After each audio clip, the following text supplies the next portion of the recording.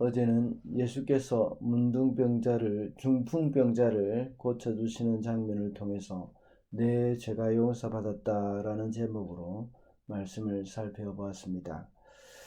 믿는 자에게 죄 사함의 은혜가 주어지고 주님이 죄를 용서하시는 그런 권세를 가지고 계시며 또 죄 용서를 통해서 하나님이 영광을 받으신다고 말씀을 했습니다. 오늘 본문에서는 바리새인들과 율법학자들이 구약에 예언된 메시아가 왔지만 아직도 옛 율법을 내세우면서 주님을 비방하고 있었습니다. 그들은 예수님을 알아보지 못했고 여전히 주님을 자기들의 생각의 틀에 넣고서 비방을 일삼고 있었던 것입니다.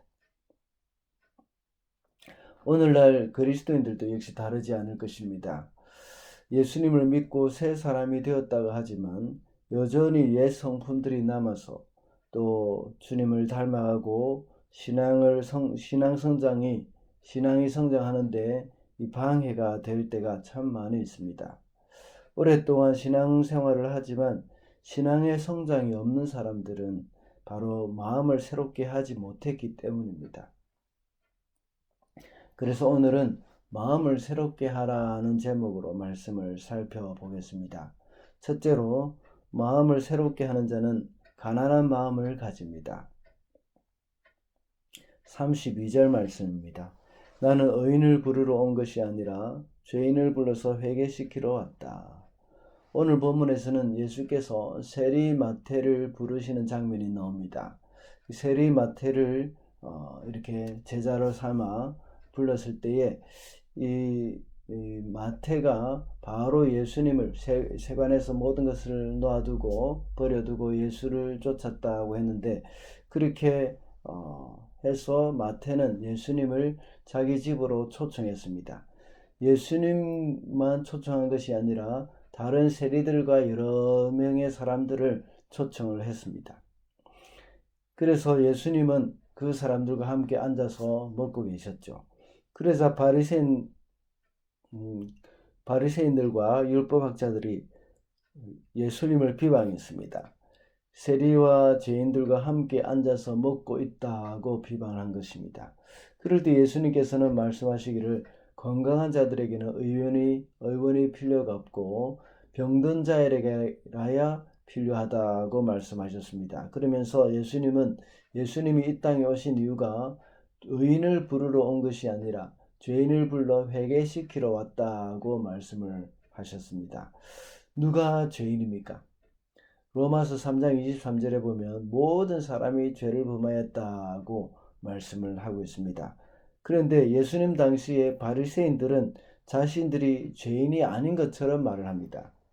그래서 30절에서 말하기를 어찌하여 당신들은 세리들과 죄인들과 어울려서 먹고 마시는 거요? 라고 말을 합니다. 세리나 창기들이 죄인이지 자신들은 죄인이 아니라는 것입니다. 이때 예수님께서는 내가 의인을 부르러 온 것이 아니라 죄인을 불러 회개시키러 왔다고 말씀합니다. 그때 당시 사람들은 세리와 창기와 이런 사람들은 상종도 하지 않았습니다. 이 사람들은 공인된 죄인이었습니다. 그러므로 그들이 누가 뭐라고 하더라도 그들은 죄인인 것은 확실했던 것입니다. 이런 사람들이 바로 예수님이 없으면 살 수 없다고 고백하는 사람들입니다. 예수님이 절대적으로 필요하다는 것을 알고 그 예수님을 따르는 그런 사람들이었던 겁니다. 이런 사람들이 바로 가난한 마음을 가졌다고 말할 수 있습니다.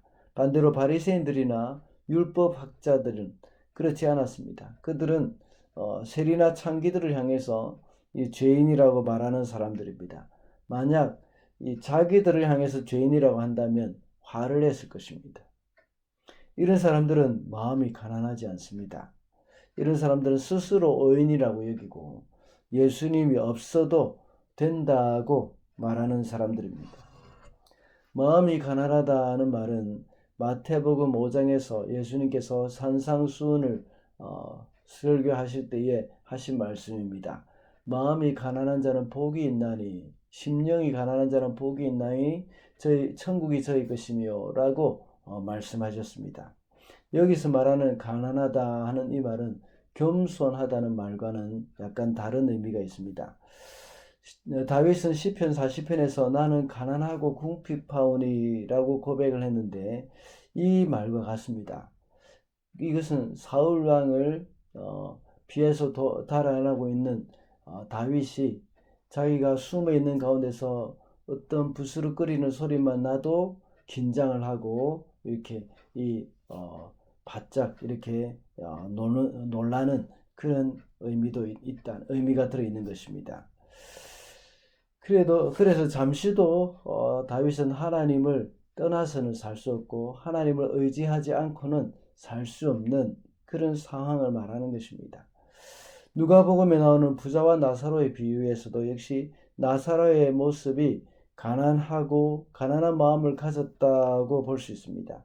그는 물론 물질적으로도 가난하고 또 여러 가지 궁핍한 부분들이 많이 있었지만 그는 하루하루를 하나님을 의지하지 않고는 살아갈 수 없는 그런 사람이었습니다.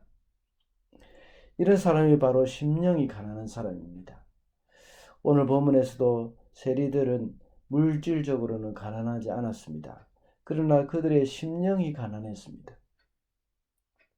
그래서 자신은 죄인임을 고백하고 주님이 없이는 살 수 없다는 것을 알고 주님을 영접하는 사람들입니다.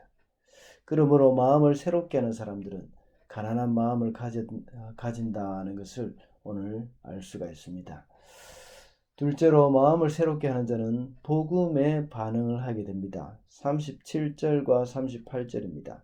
새 포도주를 낡은 부대에다가 넣는 사람은 없다. 그렇게 하면 새 포도주가 그 가죽 부대를 터뜨릴 것이며 그래서 포도주는 쏟아지고 가죽 부대는 못 쓰게 될 것이다. 새 포도주는 새 부대에 넣어야 한다.